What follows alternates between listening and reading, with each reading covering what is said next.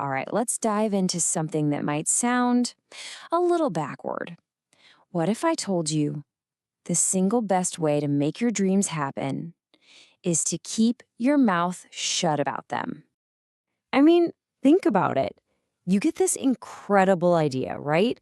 You're so pumped. You tell your friends, your family, maybe you even post about it. And then, poof, a week later, all that energy is just gone.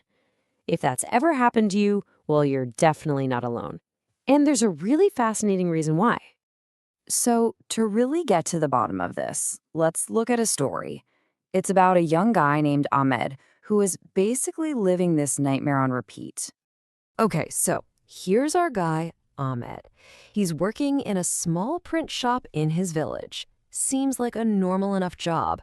But inside his head, oh man, it was a totally different story. His mind was just constantly buzzing with these huge, ambitious dreams. And these weren't just small ideas. We're talking big stuff. One day it's a high-end clothing store. The next, maybe a cool pottery business or a custom woodworking shop. The problem was he had this one really weird habit that killed every single one of his dreams before they even got started. He was basically stuck, trapped in this vicious cycle.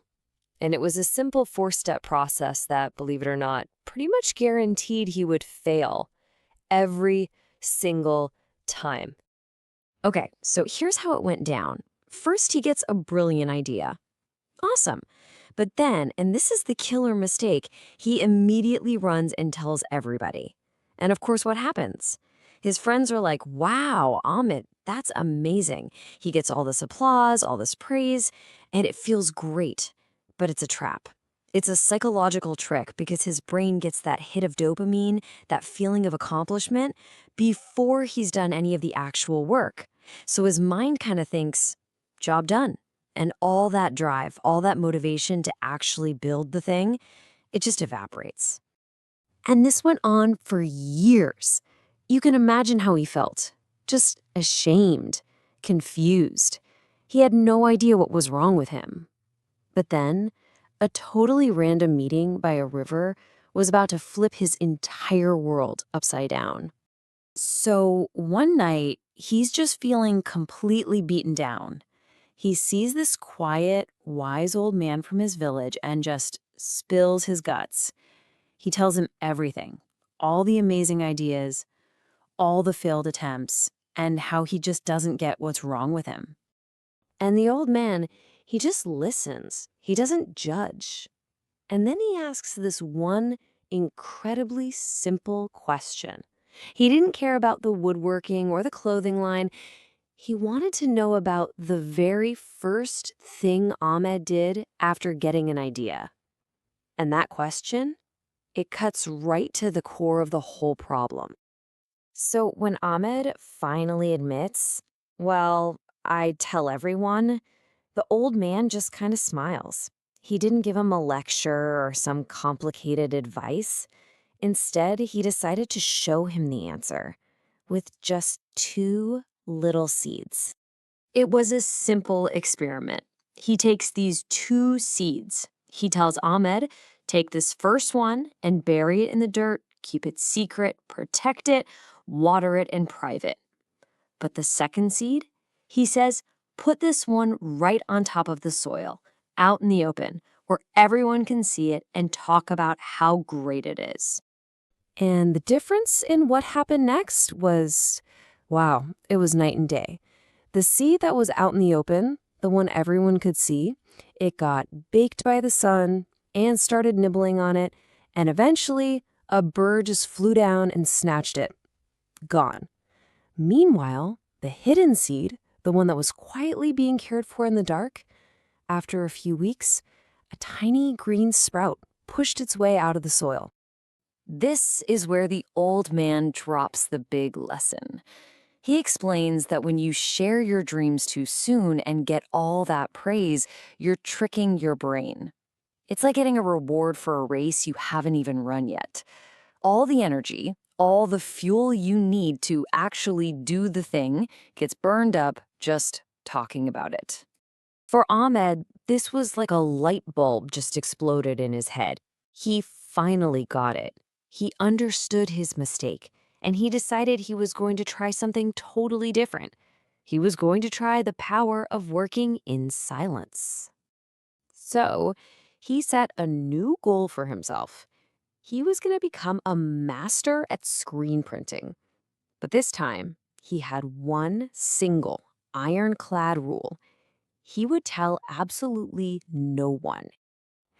And let me tell you, this secret journey was not pretty. He stayed late after his shift, he mixed the ink wrong, he ruined shirt after shirt, there were crooked prints, smudges, the whole deal. But here's the key. With no one watching, he wasn't embarrassed to fail. He just kept fixing his mistakes, and slowly, quietly, night after night, he started to get really, really good.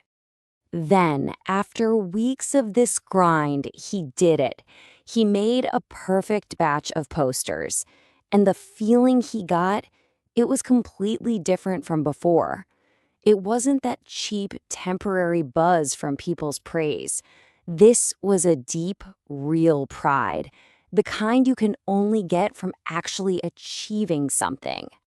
Now, this is where the story gets really good, because it turns out when you create something that's actually amazing, you don't have to shout about it. Your results, they do all the talking for you. So one day, the owner of the print shop just happens to find this stack of incredible posters Ahmed made. He was just floored. He looks at Ahmed and is like, "You made these? When did this happen? You never said a word."